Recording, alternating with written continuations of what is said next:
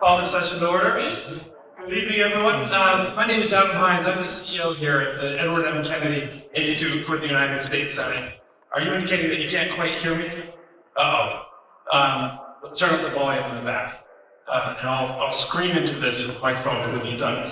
But thanks to the exact replica of the United States Chamber that we have here for you, and thanks to everyone who is joining us online. We're just thrilled to welcome all of you for this important discussion. I'll start by saying here at the Institute, our work strengthens American democracy by working to convene bipartisan dialogue and through our work in civic education. And I'll say that every single year, tens of thousands of students come through the same doors that you all did to be senators for a day, and they debate with each other issues of national importance. And they come to recognize that politics and our governing institutions are exactly the places where they belong as well. And that's one of the ways that we work to inspire the next generation of leaders. Now, the timing for tonight's conversation could not be better. We are already in a presidential and congressional election that will culminate in 13 days. And as we look to how elections will turn out, or this election will turn out by state, there is often a focus on the vital role of Latino voters and how the role they will play in the outcomes in our national election. Or the focus on how Democrats and Republicans are working to earn or influence the Latino vote.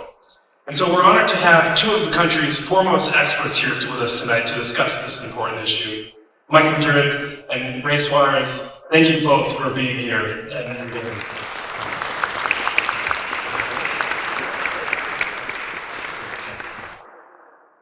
This topic, by the way, is important for this election, but it's also at the heart of who we are as Americans, who we are as a country, who we are in our politics, and who we are in our families. Oftentimes, all of the above. In one example, as I transitioned from the state senate here in Massachusetts and was campaigning for statewide office, I often found myself talking about how my two children are part of the migration story, as their mother, my wife, and her family have come from Mexico, starting when my kids' great-grandparents started that trip. And I cannot overstate how central this is to what we're all going through as a country. I want to say briefly that I'm grateful to be hosting this tonight with two incredible partners, with Conexion and Phyllis Barajas, who you're going to hear from shortly, and the Massachusetts Business Roundtable. Both are doing such incredible work for our Commonwealth and beyond. So now I'd like to invite the Roundtable's fearless president and CEO, my friend, J.D. Jesloff. Thank you, Adam. Good evening, everybody. I just want to very quickly thank our partners, the fabulous Phyllis Barajas from Conexion, we're going to hear from in a few minutes. Adam, thank you to you and your team for hosting us in this incredible place, and for all the really remarkable work that you guys are doing at the Institute. Of course, to our two speakers, thank you so much for being here. I really look forward to this conversation. And to all of you, both here and watching us online, just thank you for caring enough about this issue. Right? We are at a really consequential time in our country, and we have a very consequential election coming up. The Latino story is a significant part of that. And I think it's really important for us to take the time tonight and hear from experts about it. We are spending a lot of time at the roundtable educating business leaders, policymakers, and the public on issues important to the election and post-election. And we're thrilled to be part of this with Adam and Phyllis, so thank you all for allowing us to be part of it. Phyllis, go over to you. Again, the fabulous and wonderful Phyllis Barajas.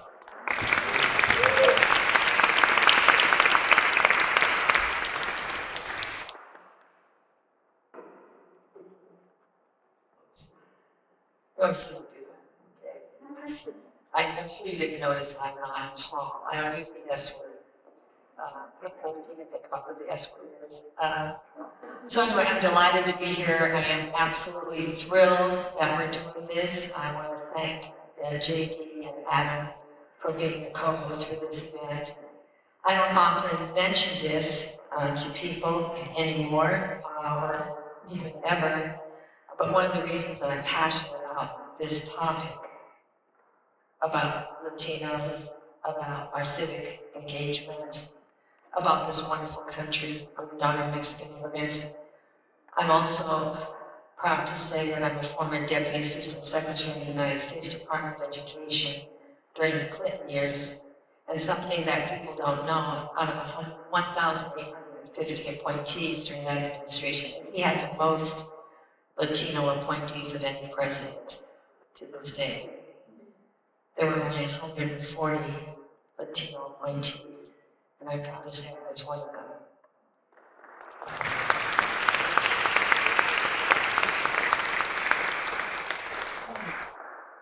So, delighted to be here, shades of my former brilliant past. So, and thank you for joining us. I'm going to just briefly go into my prepared remarks, since I want to get to these two amazing presenters that we have here this evening. Let me find them first. Conexion was created about 20 years ago. And the purpose for creating this organization was about Latino demographics. And the fact that as the youngest demographic and the second largest demographic in the country, we were not in parity. And that was 20 years ago. And so, as a social entrepreneur, I decided we had to do something. So we created this organization to help Latinos gain access, build social capital. I can't think of a more timely topic, fast forward to today, for this conversation to be happening. We have two brilliant men, people who happen to think about these things very deeply. We have Ray Suarez with us this evening and last night talking about immigration in a new and different way that help people understand that it's a much more complicated conversation than the border. It goes way beyond that.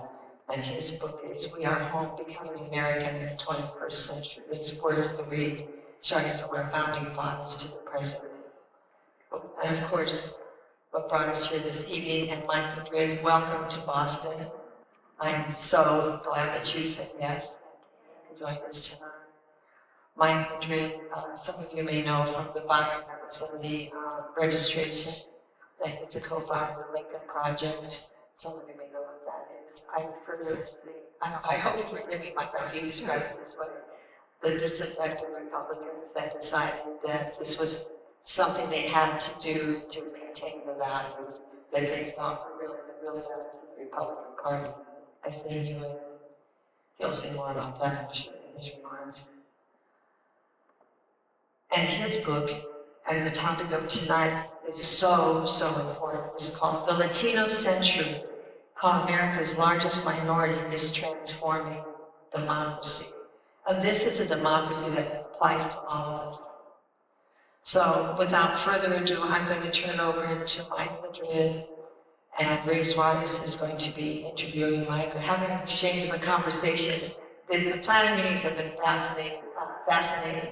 Adam said at one of the planning meetings, after these gentlemen were done, he said to me afterwards, this is going to be awesome. So thank you. Well, those are all the questions, Phyllis. Now I have to be awesome. Mike, it's so much fun to finish this book, so much fun to talk to you. I am not a politician, but I do believe in giving the people what they want. So let's start, since we're inside 2 weeks. You're a numbers guy, you're a research guy. What does the election look like to you today? Pass. No, one of the reasons why I wrote the book was because I was seeing in 2020 the shifting of two coalitions, which I knew mathematically were going to be determinative of this election. There are, of all of the groups that are moving, and there are not many, we're an extremely polarized, calcified country, as you all know, at this moment in time. There are two groups that are moving. One is there are college-educated Republicans are moving to the left, US-born non-college educated Latinos moving to the right. Those happen to be my two areas of specialty over 30 years, ironically, and so I felt I needed to write a book because my worry was that Latinos would be moving faster than college-educated Republicans would be coming to the left. It's a short way of, maybe a long way, sorry, of saying I do believe that the fundamentals of this race benefit Kamala Harris or any Democrat candidate at the moment, and I think that it's obviously a very, very close race, but I do think that the fundamentals and the math are moving in the right direction to see her be elected president of the United States. You note several times in the book that the national vote collectively of Latinos in California and Arizona and Illinois and New York and Florida has been slowly eroding for the Democratic Party. How do you explain that? Why is that happening?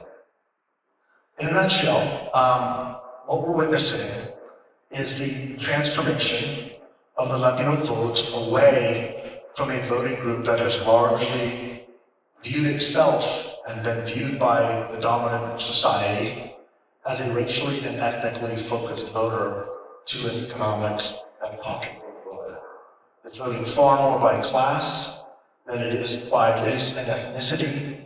A lot of this has to do with demography, migratory flows, and the fact that the vast number of Latino voters that are coming onto the voting rolls every day, Latino turns 18 every 30 seconds in this country, are third and fourth generation now voters.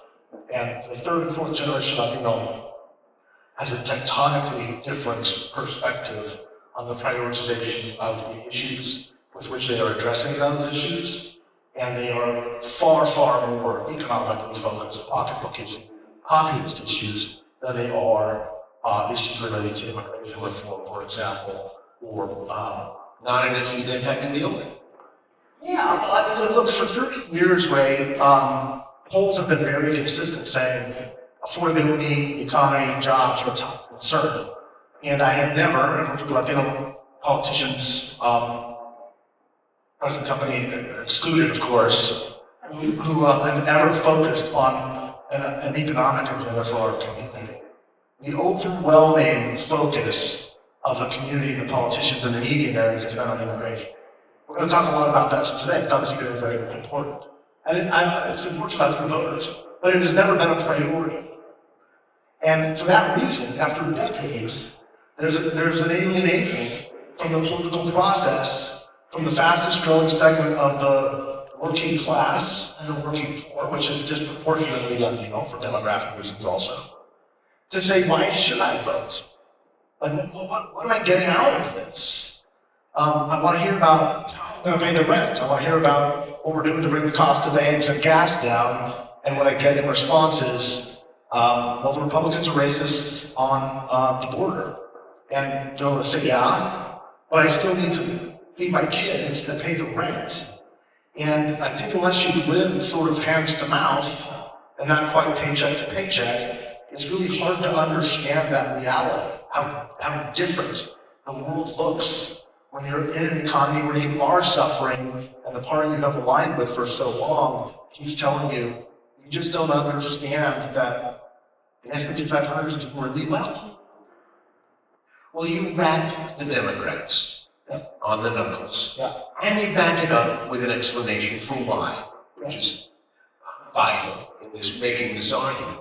We're talking to Latinos solely as an ethnic group. Yeah. But hold on a minute.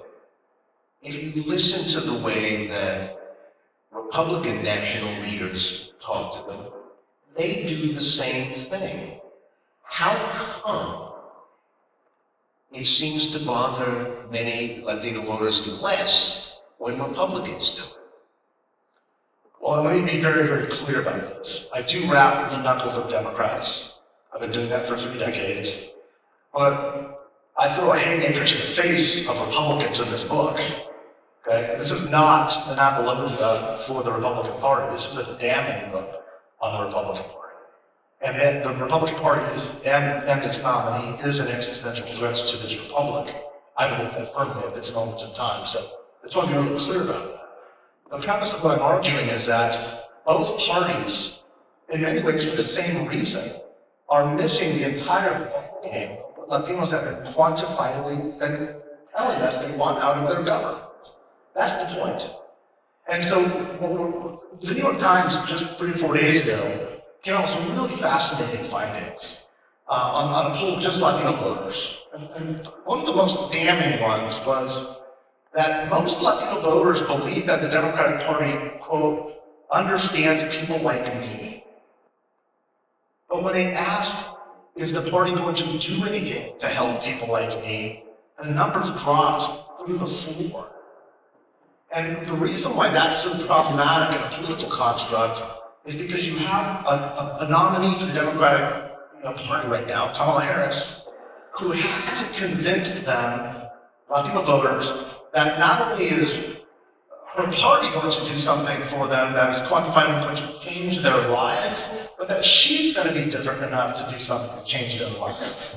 That's a really, really hard sell, especially when you have a Donald Trump type figure who's coming in and selling a lot of populist ideas, taxes on tips, anti-Chinese stuff, deregulation stuff, and Latinos are disproportionately employed in the energy patch of the Central Valley and southern New Mexico and the Central Valley of California and Colorado and on and on and on. 1 in 5 Latino men are employed in the residential construction industry or related field. Let me say that again. 1 in 5 Latino men in this country are employed in the residential construction space or a related field. So when interest rates have tripled in the last 3 years, and our currency has been devalued by 20%, you're gonna have to spend a lot of time, effort, and energy convincing me that this community is not feeling an economic pain more now than they were during the last administration. Set COVID, look, it's not just what people set COVID aside. I can explain exactly why Latinos are getting the way they were during COVID. But the reality is they weren't feeling much more prosperous under Donald Trump because they weren't. And as a political professional, my job is to listen to people and understand what they're saying and advise my candidates and advise my clients on how to develop policies and or solutions to meet those needs. It's not to say they don't understand what they're feeling. And there's so much of what is emanating from our political system that is doing precisely that. So I don't believe that Donald Trump is some sort of a Pied Piper who's somehow playing some magic flute and Latinos are somehow coming to him for some unknown reason. There's a lot of evidence, for example, that other Republicans are actually doing far better than Donald Trump with Latino voters. Ron DeSantis in Florida, 57% of Latino voters. Greg Abbott meets or exceeds his numbers. Doug Ducey, former Republican in Arizona, exceeded Trump's numbers with Latinos. California, Brian Dodd, sacrificial lamb, against Gavin Newsom in the primary, surpasses Donald Trump's numbers with Latinos. Every single Republican in a swing House seat right now, every single one of them did better than Donald Trump with Latino voters. That is really strong evidence that Donald Trump is not bringing Latinos into the Republican fold. He is preventing a larger shift from happening. And that's what I wanted to examine, is are the economic undercurrents which we're seeing while our classes are separating, are they stronger now as a political decision-making factor than race and ethnicity? And it's hard to make the argument that that is not happening. I haven't seen any evidence to suggest that it's not at least a very significant part of it. And as we grow in number, by the way, 80% of all of the U.S. Latino growth that has happened in the past decade and is likely to continue is happening with the U.S. born. You can't build the wall to stop it. It's already happened. You need to build the wall 34 years ago, okay? Like, it's too late. All that growth is happening. So all of these people that are moving into third and fourth generation, who are saying, this guy's not talking about me, are responding first and foremost to their economic situations, which they've been saying for decades. We need some sort of relief, we need some sort of agenda, this is money from government, and they're not getting it. So they're voting not more conservative, There's very little evidence that Latinos are moving to the right on the political spectrum. There's very little evidence to say that Latinos are becoming more conservative. There's a lot of evidence to suggest they're becoming more populist. That they're just saying, none of this works, it's all a fraud. I believe the Democrats are telling me what I want to hear, but I don't believe for a moment they're going to solve the problem.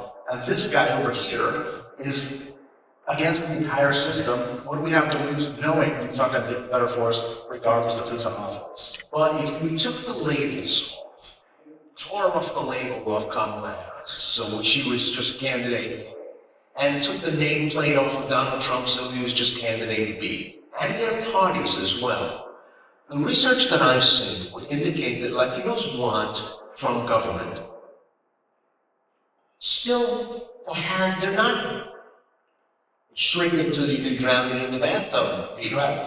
They want a government that works. They think it is essential that public education works. They want public transportation. They want public libraries. They want public park systems. They want housing systems where the government is a houser of last resort if the marketplace is not working for them. On every one of those counts, one party would seem to be the inferior of the other. The one party that is totally skeptical about the value of public education, and in many places in the country, actively trying to undermine it. One party hates public housing, the notion of public housing, and thinks that the government has no role in the housing market, doesn't want to provide public transportation. Yet, the party that would at least nominally say it does want all those things, wants to support all those things, is the one that's losing ground with Latinos. Yeah, that's right.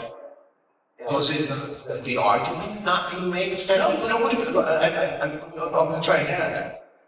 They don't believe that the Democrats are going to do anything that is going to meaningfully resolve any one of the single issues that you mentioned, because they haven't. Because they haven't. They believe that what the Democrats are saying, but they don't believe that anything is going to get done. One of the only other American politician who has met or exceeded Latino support levels, defied conventional wisdom in the polling numbers, beyond Donald Trump, was Bernie Sanders. Okay? Bernie Sanders won the 2020 California primary largely on a dramatic overperformance of Latino voters. And these same precincts where Latino voters, or Bernie Sanders was winning in the primaries, we saw some of the most significant rightward shifts. Same thing in the Rio Grande Valley of Texas. They're becoming a voting group that is losing faith in the party that has been telling them, we understand you on every one of those issues. And that's the danger. That's why I wrote the book. That's why I'm setting a fighting on fire and saying, it's not that they don't believe you, they do believe you. But the data is showing overwhelmingly that their lives are not improving. Because they're not. Look at my home state of California. 30 years ago this year, the most Latino state in the union by a wide stretch. 30 years ago this year, we as Californians, put on a ballot measure called Proposition 187. It was the most draconian, anti-immigrant measure probably to date in this country over certainly the last 30, 40 years. And it created a backlash amongst Latinos who, for the first time, voted as a multi-generational voting bloc, and began the process of politicization for an entirely new generation of Latinos. Some of those names you might know. My dear friend Alex Padilla, who I met during those times in the late 20s, he now sits in the US Senate, one of these seats over here, I think, from California. Antonio Villaraigosa, the former Los Angeles mayor, who was an nemesis early on in the book. I talked about our relationship. I ended up working in his campaign for governor in 2018. And on and on and on. There's a whole generation of Latino politics. But by virtually every economic metric, Latinos are worse off now than they were 30 years ago, even though California has seen an explosion in the number of Latino representatives. And California has gotten decidedly more progressive, more blue. Housing affordability is by far the worst in our state than anywhere else. Poverty rates are the worst in California than anywhere else. We suffer from an obesity epidemic, which doesn't sound like a poverty metric until you realize the only thing, or the only type of food that our lower classes and middle struggling people can afford is fast food and garbage from convenience stations. That's what we're feeding our children. We're overrepresented in prisons, and on and on and on and on. But you know what? We've got a lot of Latino representatives, a lot of Latino members of Congress, a lot of Latino mayors and council members. And what we're realizing as a community is the idea that representation was the goal is a flawed premise. It's meaningless if you're not seeing results in your community. And what we're witnessing, again, it's not a movement, I would argue, towards the Republican Party, as much as it is away from a system that they don't believe works. Because they're not seeing anything work. And we can call it a failure of one party, or we can call it a failure of both parties. I think both of those are true. But ultimately, the conclusion that I come to is we are at a very pivotal moment as a country and as a people. We Latinos need to stop relying on the Democratic Party to fix our problems, because it's not. It has a really poor 30-year track record of proving that to be the case. And I'm absolutely not going to rely on the Republican Party to care about us, right? In fact, that same New York Times poll had Donald Trump's level of support at 37% of Latinos support Donald Trump. But only 30% believe that Donald Trump understands the problems of people like me. That means there are 7% of Latinos, right? Like 20% of his support base doesn't even think that he gets them. But they're still going to vote for him because I know what I'm getting if I keep doing what I've been doing. That definition of insanity, right? No somos pendejos, right? Like at a certain point, we wake up and we say, if you're not going to take care of the problem, then what's the difference? What difference does it make? And that's, I think, fundamentally what we're facing. That's the crisis in our democracy. That's the challenge we're facing, is we're losing the engagement of the largest, fastest growing segment of the working class in this country at a time when we are becoming a non-white country. America will be a non-white country in the next 15 years. Driven almost entirely by Latino population growth. And this community, get this, we just surpassed the African American vote in 2020 as the largest ethnic minority. The largest. Almost 40% of our voters are under the age of 30. That's crazy. 20% of our voters will be voting for the first time in 2.5 weeks. 16 days, it scared me. It's already been 16 days we're going to have this election. We're already the largest ethnic minority in the country, and half of us are under 30. Like, this tsunami is coming. It's hitting now. And both parties are absolutely perplexed by it. And you're seeing this desperation setting in with the Democratic Party going, wait a second. You're not behaving like minorities. You're not behaving like non-white people. We're the party that gets you. We're the party that you are supposed to be voting for. And this is not a new trend. It's been going on since 2012. It's just gotten so big now it's unavoidable. And so again, that's why I'm raising the alarm bells and saying, you're going to have to start delivering and producing results if you're going to get to this community. Sorry about the long answer, but one last piece to wrap up on. I don't believe, again, that it's a failure necessarily of the Democratic Party that I'm concerned about. I certainly don't think it's a failure of the Republican Party. Both of those are true. It's becoming a failure of Latino political leadership to define an agenda based on economics and upward mobility. That's the solution. It can't be focused on racial or ethnic issues when we don't believe that as a people anymore. I shouldn't say anymore, I don't want to say it's zero sum. It is an important issue, but it's not a priority now, and never has been, and it's becoming less of one every year. We have a class problem we need to address as much as we have a race and ethnic problem.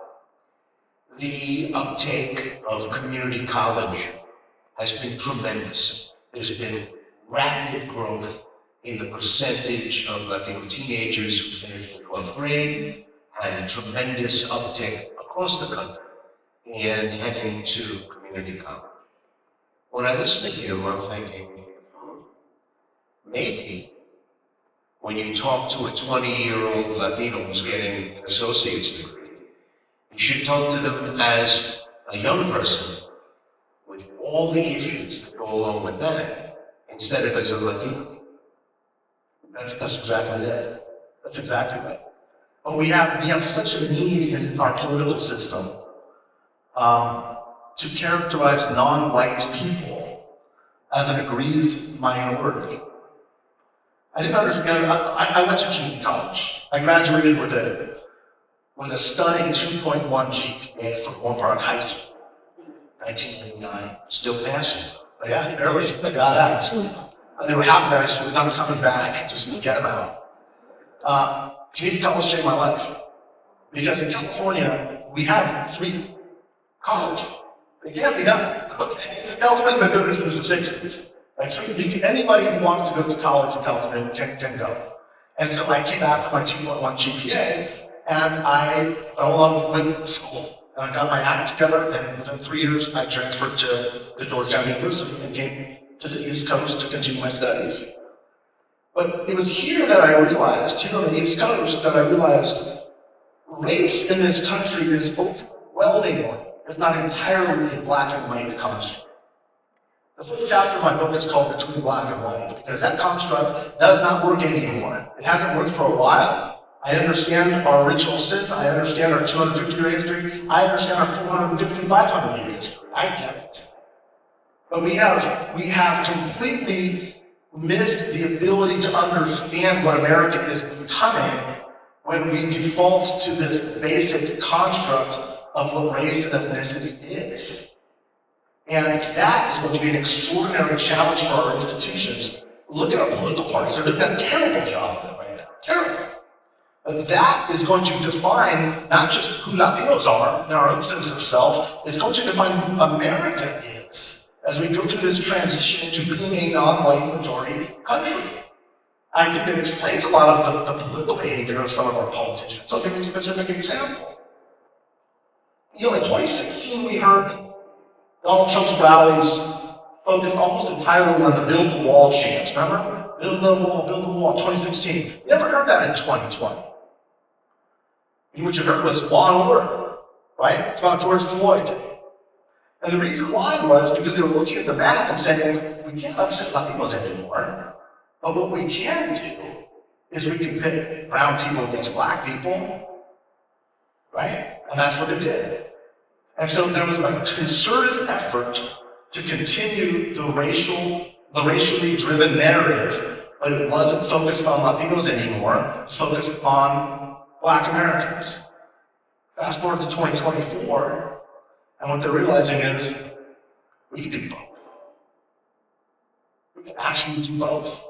Because not only can we separate white Americans from black and brown people, but we can separate black people from brown people, and we can also separate brown people from brown people. And that's why you're hearing everything from Asian immigrants are eating dogs and cats and pets, to some of the words that you are hearing about the border and mass deportations and camps.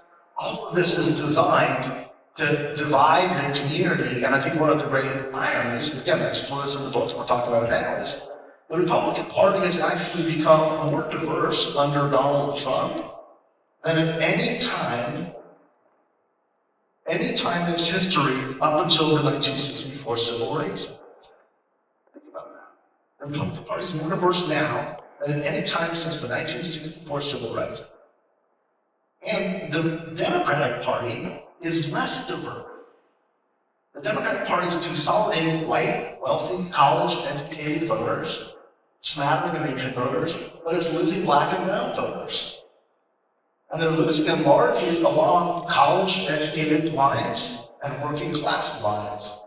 And the Democratic Party will double and triple and quadruple down on racial identity politics because it believes that that's the way non-white voters are motivated, because that's the way they've been motivated for the past few decades. For the case of Latinos, for African Americans, it's been obviously far from longer. That's not working anymore. It's not. In fact, you can openly nativist, which is a code word for racist, the diplomatic way of the Senate form saying racist. as long as you're speaking to the strong economic undertows of what's happening in our modern economy, and you're going to be the beneficiary of the curve broadly. It's not just a Latino phenomenon. It's happening actually in every immigrant dense precinct in the entire country in this way. You talk about the distance from your own families coming to this country, or the country coming to it, and today, and how that has an effect on the way you see this 62 plus million group of people that you may be a member of, but you don't necessarily think that you are a part of every part of it, and they are not a part of you. We are strangers, I would submit, to each other in a way that makes it possible for you to sit in the Atlanta metropolitan area, or the Orlando metropolitan area, or turn on the TV in New York and hear a former president of the United States talk about Venezuelans in Aurora, Colorado, a place where you've never been, Venezuelans who you are unlikely to meet or even see. And a person of tremendous authority and influence says that gangs have taken over the entire city, that they would walk into your living room and slit your throat, walk into your kitchen and kill you as easily as they look at you. I look at that and I think, what a crazy thing to say. But apparently, for those small number of people, it's pretty effective. They've never been to Aurora.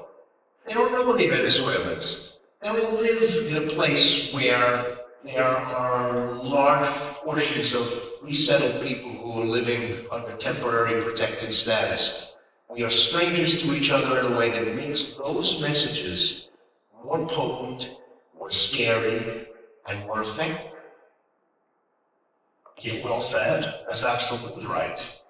And as I'm listening to you, I kind of want to believe that maybe this is a function of the digital age, maybe this is a function of a modern era, maybe this is a function of the loneliness and the isolation we all feel because we're living more on our phones than in the parks or in our communities. But the truth of the matter is this has always been the case. One of the first Republican campaigns I ever did, I talked about in the book in 1992, I worked for El Galloway. He was one of the fire-breathing anti-immigrant members of Congress at the time, and it was extraordinarily effective. I have never seen now, still to this 30 years later in the business, an issue that immediately at a visceral, human-based level divides people the way immigration does. And I knew that after the Dobbs decision, there was only one way to stop the leakage of more white Republican women, college-educated women from going to the Democratic Party. And that was illegal immigration. Because, I think we're allowed to lose the audience, but I've lost all of you. While women have been measurably, demonstrably moved by the Dobbs decision, I still don't believe for a moment that what's scarier to a woman than losing her bodily autonomy is the threat of an illegal immigrant, a brown man, breaking into her bedroom window in the middle of the night and committing crimes. And that's what you're hearing. That dehumanizing aspect, this incredible fear of saying they're not just the other, they're savages. Animals. They're animals. They're eating pets. They know it's not true. They admit to saying, well, it's not true. At least we're talking about the issue now because you won't talk about it. It's a conscious effort to instill fear at a very base primal level, and it was used in the past few weeks the same way it was used 30 years ago. I saw it in California. It's used to frighten women back into the Republican fold. That's why it's used, and it works. That's why you're seeing the numbers as close as they are. Why, in a country where you are more likely than before to know somebody who comes from somewhere else in the world, 44 million immigrants live in this country now. more than ever before. We are now, as a percentage, reaching the high watermark of foreign-born residents in the United States, about 14%. You're likely to work with a Maria or a Zayed, or Jose, Maria, and so on, and so on, and so on. How is it that so many people can hear that messaging and say, wait a minute, I don't think that's true. I know people who are from fill in the blank. I know people who've come to this country. They seem hardworking.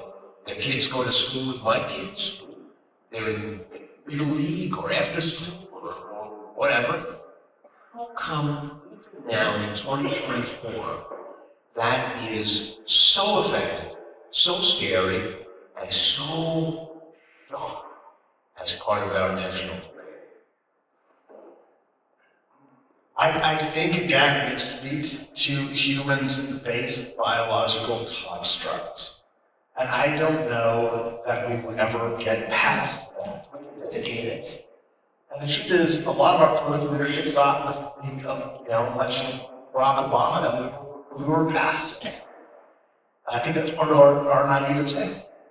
But I want to use this, because I don't have a great answer for it other than that. What I want to do is kind of answer that by extending it out into a broader question about America herself.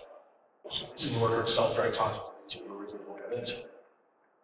But we've all bought into, to some degree or another, this mythology that this is the one country we can all come to and actually be a part of. That's the mythology of America. That's the beauty of America. Now, Dr. Black brothers and sisters are going to tell you that's just always been. Because it is always been. And it's easy to sell that when you're in an 85% white country. But as we become a less white country, the very idea, that very basic premise, that very basic American narrative is going to be called into question. It is right now. That's what this race has been about. That's what it's been about since at least 2016. Is, do you really believe that? Or are we not America if we're not a white Christian nation? If you're not of our tribe, can you really be American? That's what this is about. That's what this great transformation is all about.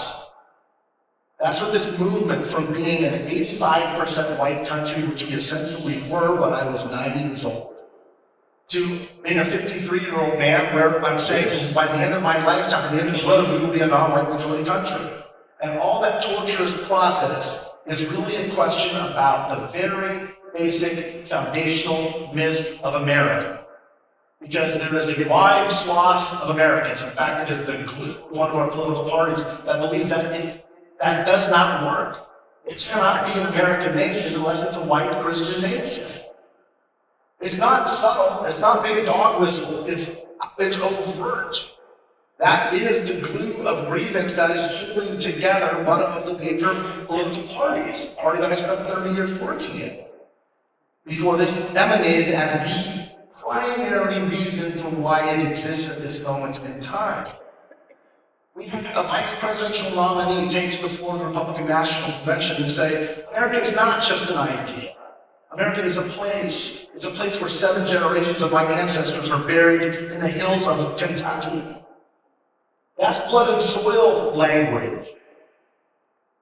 If America is not just an idea, then what happens to the universality of our principles? That we are all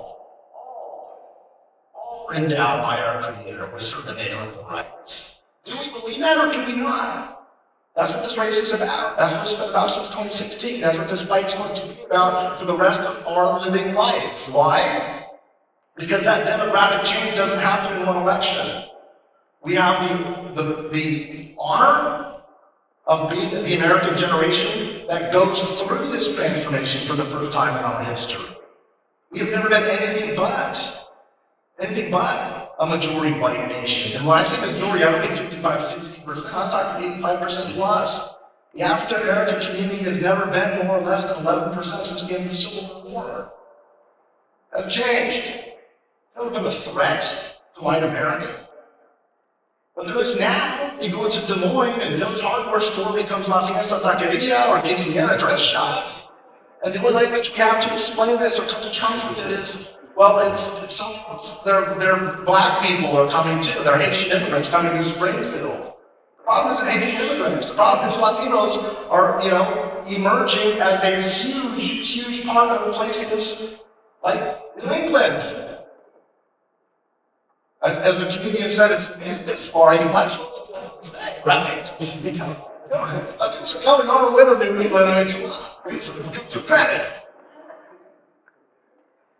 We are going to start taking questions. There are roving mics. Show yourselves, roving mics. There's a question right here.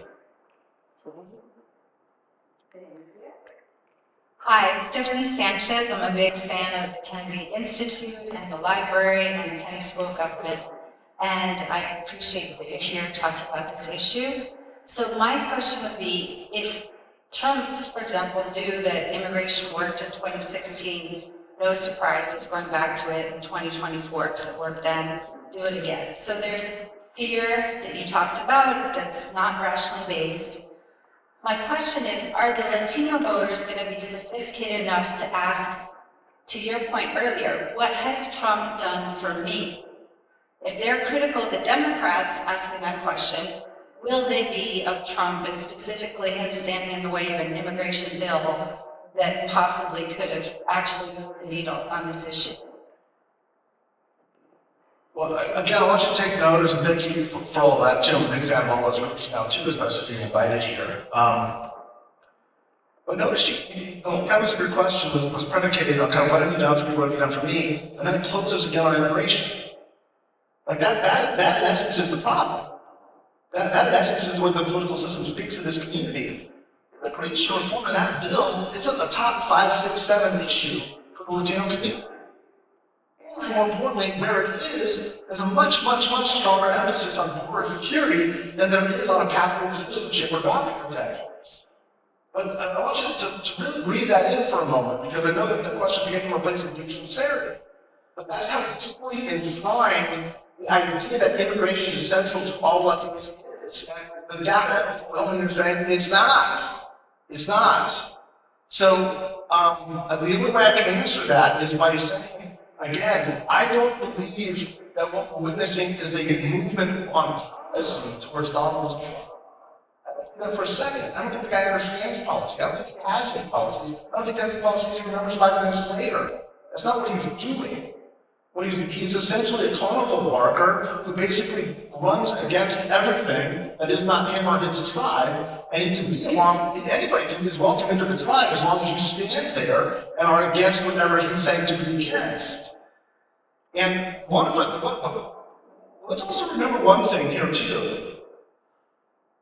Kamala Harris is running on a conservative Republican border security plan, not a centrist plan. She supports the Langford bill. I'm sorry, I have to laugh when I say it because it's so patently absurd. And not only is it the platform of the Democratic nominee, it is literally enshrined in the platform of the Democratic National Committee. I just found this out. They adopted the Langford bill as the official platform of the Democratic National Committee on border security. I voted for George W. Bush. If George W. Bush had seen a Republican running on that platform in the 2000 primary, he would say that's racist and un-American. This is Kamala Harris, a black woman from San Francisco with the Democratic Party running on a conservative, right-wing border security policy. That's how much the Overton window has changed. And I'm bringing up this point for one reason. Because she would never be doing this unless that's where a majority of Latino voters were at. If Latinos were to her left, there's no way in Mar-a-Lago that she would be taking that position. But she's running against Donald Trump. That's part of why she's saying that. Bill Clinton came close to 94. Let's not come on. Hopefully passes. Yes, she is running against Donald Trump. Donald Trump has changed a lot of what we do. He's forever changed who we are, win or lose. We are forever changed. The Republican Party is forever changed. But really, really important, Latino voters have forever changed. And that's why I wrote the book. Yes.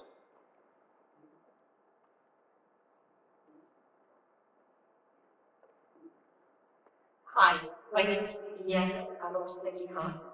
And the reason I've been hearing some of your speech on PBS and TBR, and one thing that I'd like to highlight is many of the Latin American people that are here in the United States come from countries in South America and Central America.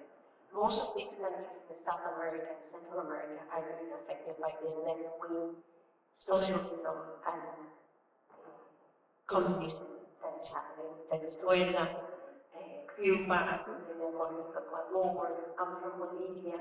I've done exactly what is happening there.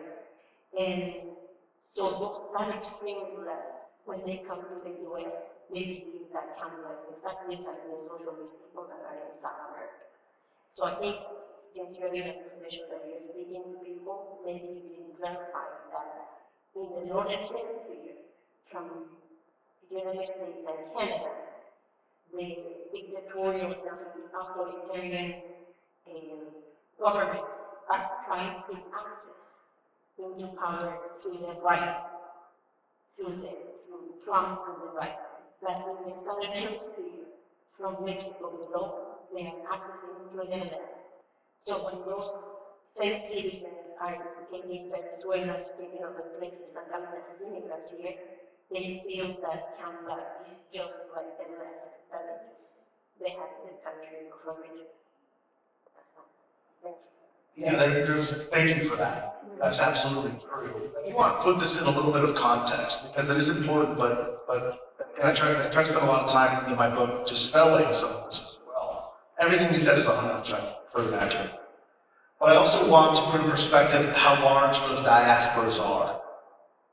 If you took the Cuban population in the United States and the Venezuelan population in the United States and added them together, it would be about 7% of all the Latinos in the country. So that sentiment is there. I absolutely want to dismiss it, but that is not a big factor in this shift that we're seeing happening with our voters. The overwhelming, just for the basic overview, 60% of the 65 plus million Latinos in this country are of Mexican descent. And it's not that that's that big. 60% is big, but it's not that big. It's that every other group is so small. Puerto Rican, no other group hits double digits. Puerto Ricans are 9%, El Salvadorians are about 7%, Cubans are 6%, and everybody else is kind of below single digits. Moreover, the Cuban diaspora is really largely concentrated in one state. The only way to discernibly look at the Cuban vote is to look at one state, which had a really disproportionately large influence because it used to be the key swing state. It no longer is. That's also, by the way, where a lot of Venezuelans, a lot of Central Americans are at. So one state, one of three states where there's not a whole lot of Mexicanos.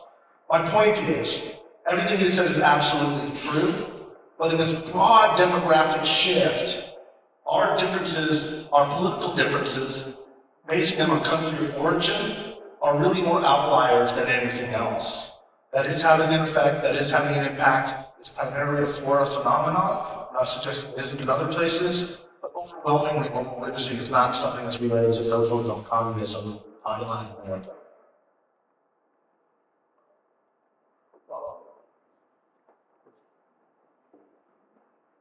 Hello, hi, welcome everyone. My name is Vincenta Barrett.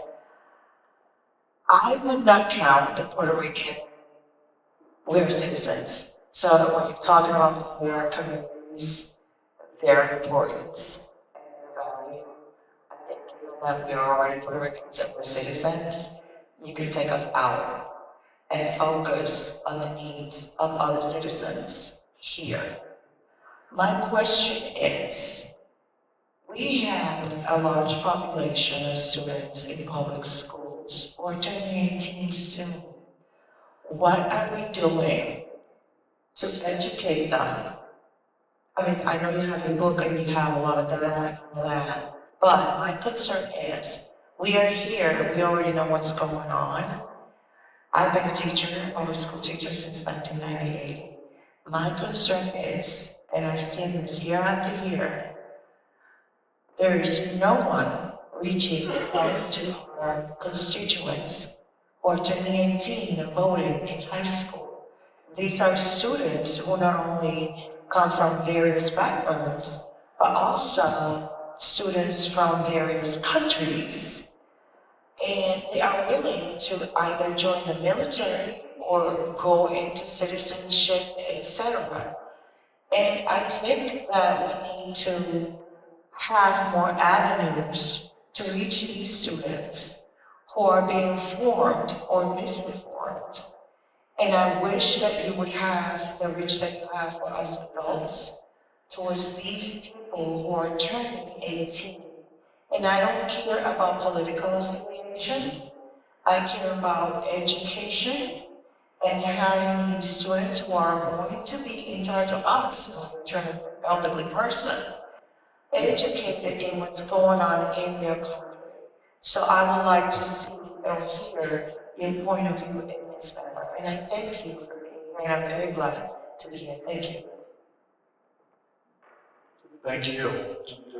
Well, let me just say on education, there was a learning loss nationwide during the pandemic that I have not heard any candidate for national office talk about. The equivalent of millions of years of learning loss among the tens of millions of public school students in this country. We should be running around with our hair on fire. It should have been a central issue of this campaign. Instead, both candidates are arguing about whether or not they should get rid of the Department of Education, which seems kind of beside the point when you have kids who will reach the front doors of colleges much less prepared at 17 and 18 than they would have been just a few years earlier. It's a crisis, and I have yet to hear anybody, not J.D. Vance, not Donald Trump, not Kamala Harris, not Tim Walz, talk about it. And it's particularly dangerous to Latino kids who are heavily concentrated in large metropolitan area school districts, LA Unified, Chicago Public Schools, New York City Public Schools. Those are some of the places that have put up some of the worst numbers. This should have been, and every year when you ask Latino voters what they care about, education is right up there near the top, along with jobs and wages and the cost of housing. If you wanted to talk to Latinos about an issue that hits very close to home, education could have been one of the centerpieces of the national campaigns, and it was not. So you're absolutely right that we should be talking to young people, especially young people on the edge of voting. But boy, oh boy, are we missing a crisis right in this moment, which will have it's what they call in sociology a long tail phenomenon, because the effects of that are going to be felt when these people go to college, go to work in the military as well, and they're going to have lower wages at 30, at 35, at 40, and that will affect the housing markets. It's a terrible, terrible thing that happened, and it's shocking to me that it is as little talked about as it is. Let me add a little bit more to that, because I think that's exactly right. But let me also, the crisis in education, Latino education, and I'm not suggesting Ray is saying this, but it began long before COVID. One of the things that Ray talks about appropriately is H-1B visas and immigrants. I'm from California, the home of Silicon Valley, largest Latino state in the Union. We're not educating Latinos enough to fill the jobs that we're creating in Silicon Valley. We have to import human talent because we're not doing what I would argue is obvious the obvious things to educate our children, to be employed in the economy that we brag about creating. If you've ever been to one of the campuses at Facebook or Google, it's kind of horrifying. There are these massive, they look like the Pentagon.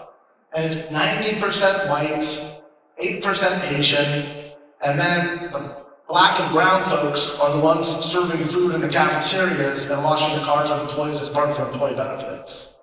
Like in California. That is a tremendous failure of our public education system. And again, I don't blame the Democrat or Republican parties for that. There's plenty of lines to go around, but what I am increasingly blaming is the Latino politicians. In California, we've got more Latino elected officials than any other state except for New Mexico. Like at a certain point, whose fault is that? This can be fixed. We can learn. As my good friend Antonio Villarreal said as the mayor of Los Angeles, our kids can read. In the late 80s, when I graduated from high school with a 2.1 GPA, my only option was going to a community college. The community college system right now is so swamped with remedial reading classes that we can't get students out in 2 years. Do you know what that means? It means our kids can't read. It means our children can't read. Overwhelmingly Latino children. That is a failure, a complete collapse of the political system. And I think it's a sin in a state that has so much abundance, so much opportunity for highly skilled workers that we don't even hear us talk about. It's not part of the public discourse. What we do is we go to Washington to try to get more H-1B visas to bring more people in from China and India to fill these jobs, when all of the human capital in our own communities are being left behind. We have time for one more question, and we have 2 more hands up. I remember how to fix that. Do we get a mic to the gentleman? I'll be quick. Hi, my name is Byron Williams. You sort of touched on it earlier, but you talk about, when you say Latino, what are we talking about? And given what I think is going to actually be diversity, are we not guilty of creating a one-size-fits-all where we use language like Latino voters and things of that nature? Yeah, of course. In 15, 20 years, you're asking the question 20 years ahead of your time. Because we don't go into say there's no such thing as a Latino. What does that even mean? But that's also a function of the complexity of society broadly. Right? The term Hispanic essentially became a federal term in the early part of the Nixon administration when we had to do something with all the Spanish-speaking people, so we called it Hispanic. And the through line was they came from a Spanish-speaking country, including Spain, right? And as that evolved and emerged, you had the definition of Latino, which was basically everybody but Spain that spoke Spanish, right? Because we didn't want European influence as part of this blended society that better identified people. It's becoming a difficult term to use as we become a more diverse. And by diversity, the real diversity that's happening is not country of origin. The diversity is going to ultimately be generational differences. That's where this story starts to end. So you're asking a very profound question, and it's one of those questions that America will be grappling with as we become a more racially and ethnically diverse nation, country. So I'm not equipped to answer that now, because I can tell you from a data perspective, there are a lot of through lines with Latino voters. But as I say in the book, it is both the easiest group to identify and the most difficult to identify for precisely the reason you're asking the question.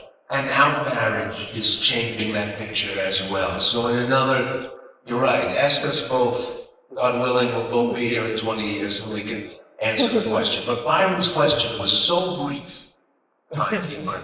I'm going to take that other hand back there. Before he gets the microphone, the parents she's talking about, interracial marriage rates are 50% for Latinos by the third generation. And it's not just with whites, it's with African Americans, it's with Asian Pacific Islanders. You make your own joke about, Latinos from there, but we're blended people by definition, we're multiracial. So America's becoming very complex in its multiracial aspects. Latinos' blended nature becomes the glue that holds us all together, and that's the part why the title of the book is Latino Century. Yes. My name is Mike Madrid. Thank you for being here. I guess my question is, one message that Trump continues to use, as I said, has been with these leaders, Republican leaders, is this idea of the great replacement, that millions of immigrants or migrants are coming into the country as a plot from Democrats, to defeat Republicans. And I just don't understand kind of the messaging angle or perspective from that, and the why, when in reality we know that support for the Republican Party and for Trump continues to surge. And if he wants to win the election, it will be in part of Latino voters. Yeah. Let me wrap this up by answering the question. It's a great question, by the way. The party that's going to be the dominant political party of the next generation is going to be the party that is able to capture the hearts, minds, and votes of a multi-ethnic working class. Democrats have a real problem with the working class right now, and it's been going on for the better part of a decade. They don't believe they are, but the working class is telling them very loudly, we're not with you anymore. The Republican Party, ironically, has struggled with the multi-ethnic piece for exactly the reason you asked the question. Is Donald Trump has tried and been very successful at overperforming with non-college educated rural white voters, right? So we're all watching the returns of rural Nevada right now, and rural Georgia, and rural Pennsylvania going, are they going to show up again for a third time? The answer is yes, they will, okay? And at the same time, we're becoming more diverse by using this same language. So that's the argument I'm making is, we have to start looking at this as a class consideration if the Democratic Party is going to get back into contention and be competitive with this problem that has emanated in our democracy. And the more it focuses on race, the less racially diverse the Democratic Party becomes. Because what's happening is, and again, if I still have 2 or 3 members of the audience, I'm going to lose you right here before we go sign books. White progressives aren't that much different than white conservatives in that they believe that non-white people should be voting a certain way. And so they speak to them a certain way. And it always comes back to, how can you vote for somebody that wants to put your kids in cages and wants to deport you and kill the immigration bill? Always.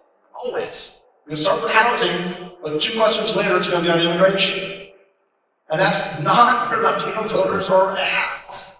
And so when you speak to the issues that they're telling you are their concerns, you're going to win those votes. And that's, I think, why we're witnessing the transformation that we're witnessing right now. The Great Replacement is why I began writing my book. And it is an ugly, pernicious, anti-American idea, both about our shared future and about why people come here to make their lives over. And if you're gonna walk around the statue of Robert E. Lee with a torch chanting that I will not replace you, yeah, I am gonna replace you. See you. Thank you.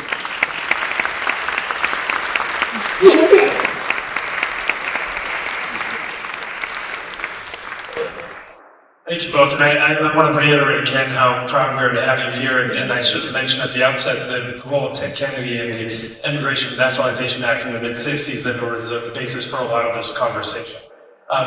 Thank you all, and thank you two, if you could make your way to the lobby, and we'll give them another round of applause. Thanks.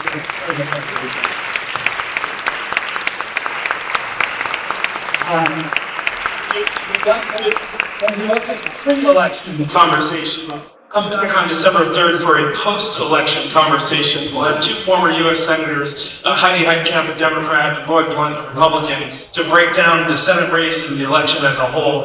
We'll have that online for registration soon. So now, thank you at the lobby, and we look forward to continuing the conversation there. Thanks a lot.